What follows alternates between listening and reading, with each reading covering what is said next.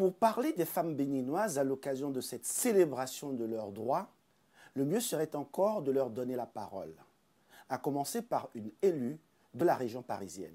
Mais les femmes béninoises que j'ai rencontrées dans ma vie, elles sont...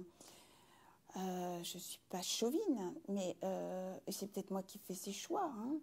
Je les trouve fortes, tenaces, courageuses, endurantes,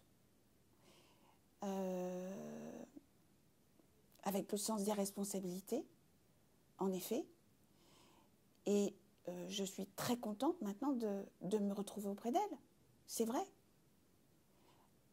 J'aime bien l'engagement, oui, des femmes africaines en général et de tout ce qu'elles portent, finalement, pour faire avancer les choses en Afrique. Et au Bénin, bien sûr. Je travaille à Châtenay-Malabry depuis plusieurs années, depuis plus de 20 ans.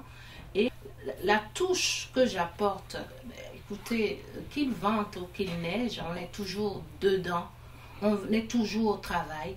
C'est rare de me voir m'arrêter, dire je suis malade, je ne suis pas bien. Que pense la femme béninoise du monde dans lequel nous vivons aujourd'hui? Est-ce un monde harmonieux? Monde harmonieux, non. Monde de paix, c'est compliqué. C'est compliqué, c'est difficile et je vous assure que je m'excuse tous les jours auprès de mes élèves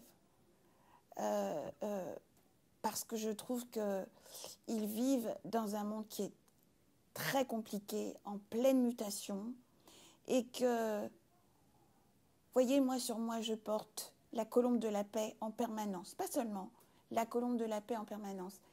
Et ce que j'essaye de faire tous les jours, c'est de les aider à travailler à l'école, à avoir de la rigueur, de l'exigence pour construire un monde nouveau. C'est ça que j'attends des jeunes aujourd'hui.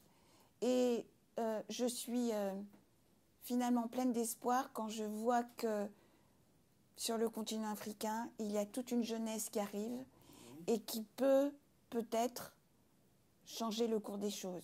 Le thème du 8 mars 2018 porte sur les femmes qui transforment le monde et c'est une femme diplomate qui nous en parle. Les activistes, ce sont toutes les femmes qui se battent.